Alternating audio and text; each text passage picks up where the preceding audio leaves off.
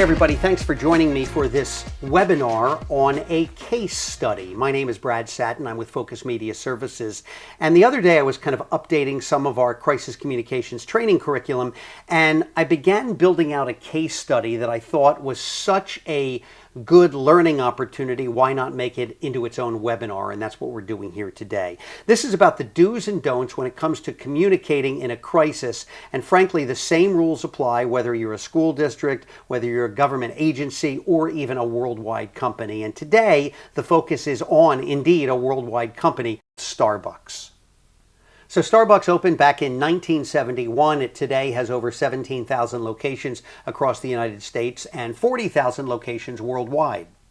So the incident I want to focus on actually happened back in April of 2018 when two African-American men were sitting in a downtown Starbucks in Philadelphia. One of them apparently asked to use the restroom, and instead of being given a key, they were asked to leave because they hadn't purchased anything. The story is that they were apparently doing some work, the two of them. They were waiting for a friend, and then they were going to buy something. But as we know, Starbucks is kind of designed, it seems, where you can come in, you could sit and work for as long as you want without being interrupted, whether you buy something or not. But in this case, apparently the manager called the police and the interaction was recorded by someone. Let's take a look. Yeah, I mean, it's ridiculous. Yeah, this is ridiculous. What did they get called for? Because there are two black guys sitting here meeting me? Yes. Well, what did they do? What did they do? Did someone tell me what they did? They didn't do anything. I saw the entire thing. They didn't. What did they do? Nothing. And the woman says for paying customers after they didn't do anything.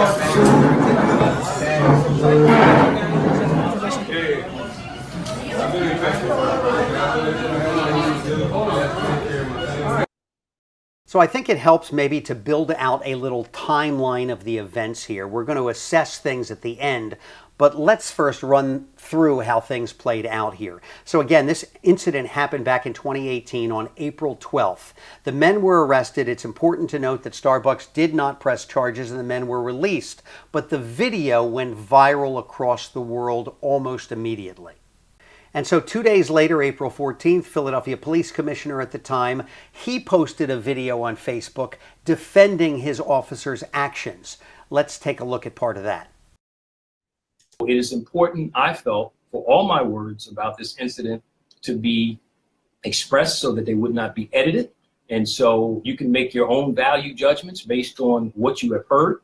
But I can tell you candidly again that these officers did absolutely nothing wrong, and that they did a service that they were called to do. And if you think about it logically, that if a business calls and they say that someone is here that I no longer wish to be in my business, they now have a legal obligation to carry out their duties, and they did just that.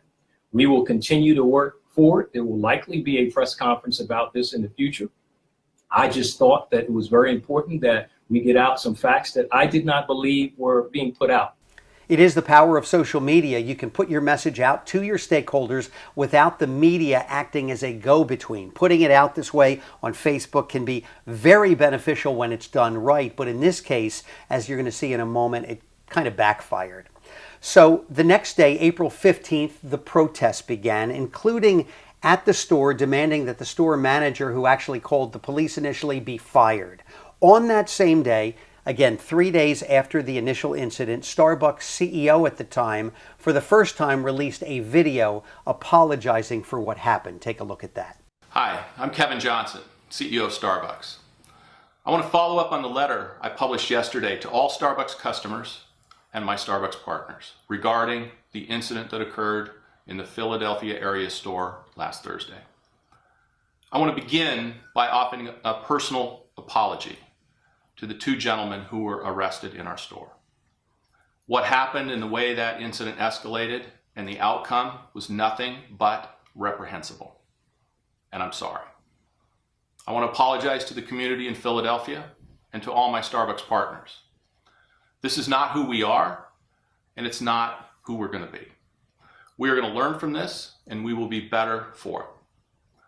Now, certainly as I've been reviewing the situation, understanding that with 28,000 stores around the world, that in certain circumstances, local practices are implemented. In this particular case, the local practice of asking someone who is not a customer to leave the store, and unfortunately then followed by a call to the police. Now, certainly there are some situations where the call to police is justified, situations where there's violence or threats or disruption. In this case, none of that existed. These two gentlemen did not deserve what happened, and we are accountable. I am accountable. Now, going through this, I'm going to do everything I can to ensure it is fixed and never happens again. Whether that is changes to the policy and the practice, additional store manager training, including training around unconscious bias, and we will address this. Now, there's been some calls for us to take action on the store manager. I believe that blame is misplaced. In fact, I think the focus of fixing this, I own it. This is a management issue, and I am accountable to ensure we address the policy and the practice and the training that led to this outcome. So that was on April 15th, 3 days after the event. Now it's April 16th. The CEO went sort of on a network TV circuit. One of his stops was Good Morning America, talking live with Robin Roberts. Let's watch a clip of that. And so is there anything more that you know this morning about how and why this happened? Well, good morning, Robin. First of all, I'll say the circumstances surrounding the incident and the outcome in our store on Thursday were reprehensible. They were wrong. And for that, I personally apologize to the two gentlemen that visited our store. It's my responsibility to understand what happened and what led to that and ensure that we fix it. It was completely inappropriate to engage the police. And so clearly there's an opportunity for us to provide clarity. And in addition to that, I'd say there's training. More training that we're going to do with our store managers, not only around the guidelines, but training around unconscious bias. What happened to those two gentlemen was wrong. And I'm hopeful that while I'm here in Philadelphia, I'll have a chance to meet with them face to face. First, I'd like to apologize to them in person. And I'd like to have a dialogue with them so that I can ensure that, that we have the opportunity to really understand the situation and show some compassion and empathy for the experience they went through. And finally, as we're working to solve this, I'd like to invite them to join me in finding a constructive way to solve this issue. Take care. Thank you. Thank you. Robin, that was really something. We've seen a lot of corporate officials, a lot of public leaders in trouble and have to apologize. This guy did not hedge, took full responsibility, said he's going to fix it. No equivocation. Yes. Textbook. I know. We rarely see that from a CEO. That was on the 16th. A day later, on the 17th, 5 days after the incident, Starbucks announces they're going to be closing 8,000 of their locations in the coming weeks for 1 day for some racial bias training for about 175,000 employees. That translates into a loss for the day of about $17 million for Starbucks. Then we move 2 days later onto the 19th. At this point, we are 7 days past the incident. The Philadelphia Police Commissioner holds a press conference, and in it he apologizes for his comments 5 days before. Let's watch a clip of that apology. I'm here to discuss the unfortunate incident that has been in the news about this great city. An incident that I fully acknowledge that I played a significant role in making worse. For starters, I should have said the officers acted within the scope of the law and not that they didn't do anything wrong. Words are very important. While it is no excuse, my lack of awareness of the Starbucks business model played a role in my messaging.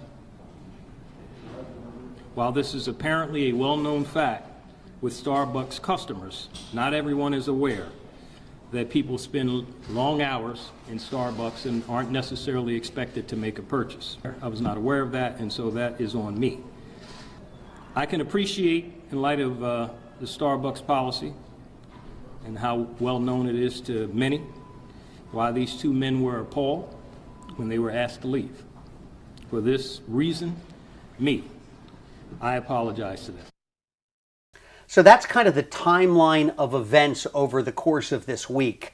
Let's now break down the response for a moment. For one, Starbucks definitely had a very consistent message, not just from the CEO, but from all the leadership. Take a look at this quick montage and see the commonalities of the statements. Hey, we're appalled at what happened. Hey, if there's anyone to blame, it's me. Take a look. What happened and the way that incident escalated and the outcome was nothing but reprehensible. I own it. This is a management issue. Well, I'm embarrassed, ashamed. I think what occurred was reprehensible at every single level. It's undeniable when you look at the tape that we are responsible, that I personally am responsible. You know, it would be, easy for us to say that this was a one employee situation, but, I have to tell you, it's time for us to, myself included, just take personal responsibility here. So now let's break down the good and the bad. What was communicated well? Well, on the positive side, there was no deflection. The video and the press apology admitted fault. Basically, we heard it. I'm sorry. I own it. Even George Stephanopoulos with ABC said he thought this was a textbook crisis communications response. Solutions for change were presented very early on in the apology. More employee training, reviewing policies. We're going to meet with the two men.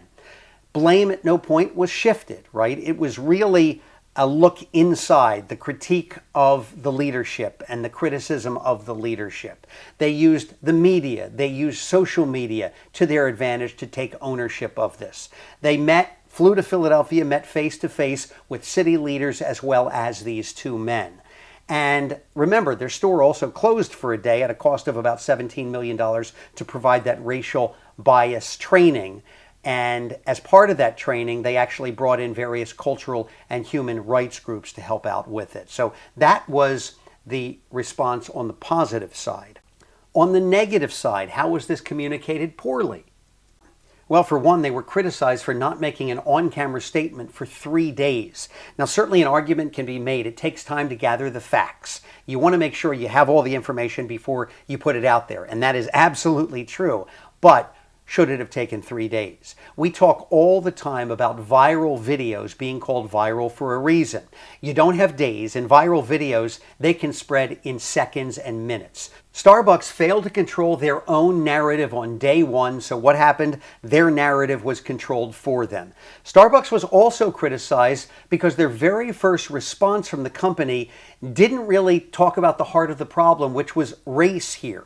The other big issue was a lack of coordination. It was clear between the police department and Starbucks. Starbucks seemed to be on this instant apology tour. At the same time, the police commissioner was on the defense backing his officers for what they did. And then, of course, the police commissioner came back and apologized. He didn't seem to understand the Starbucks model, and for that, he got blasted. Again, it's knowing what you're talking about before putting that statement out there.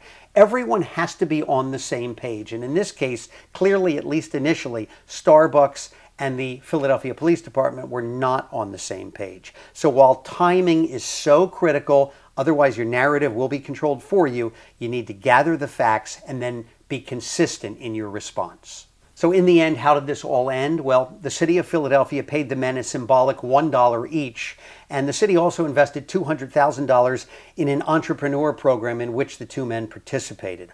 On the Starbucks side, Starbucks paid an undisclosed amount to the men, offering free college tuition, and also did that racial bias training.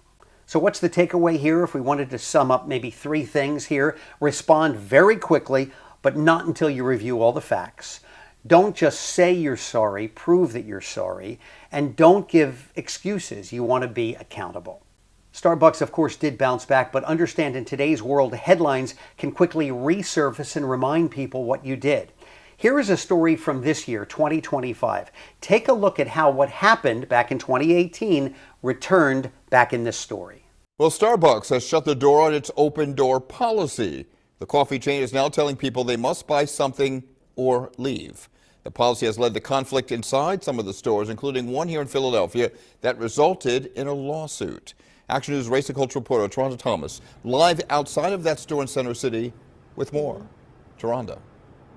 Well, Rick, this Starbucks was at the center of that viral video in 2018 when two black men were arrested after sitting here waiting for a meeting and not purchasing anything. Some worry that this new must-purchase policy will open the door for something like that to happen again.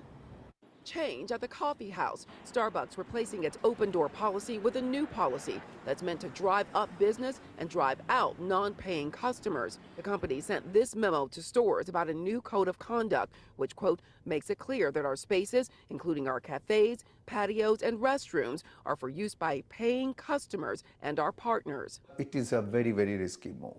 Temple University professor Abdullah Kamar researches business policies and their impact. Clearly, some customers will feel safer, but there's a second type, which will be that some people will just not come, right? Because they feel that it is not a welcoming environment. One of the concerns that the policy could encourage bias, a situation Starbucks already faced in 2018 when two black men were arrested after sitting inside a Starbucks in Center City without buying anything.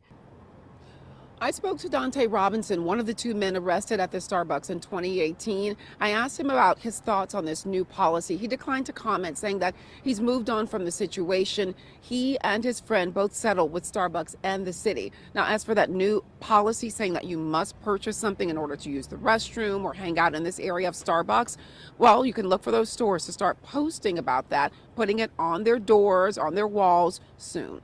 Live in Center City, Taronda Thomas, Channel 6 Action News. And there you have it. I do want to give a shout out, a nod to Pepperdine University. They actually did a study on this event, and that helped me build this timeline. A crisis communications case that is a pretty good learning tool for sure. We saw a lot of good responses and some bad ones as well. We do have full curriculums on media training and crisis communications. If we can help in any way, feel free to reach out. Thanks for joining me for this webinar. I'm Brad Satin with Focus Media Services, and we'll see you again next time.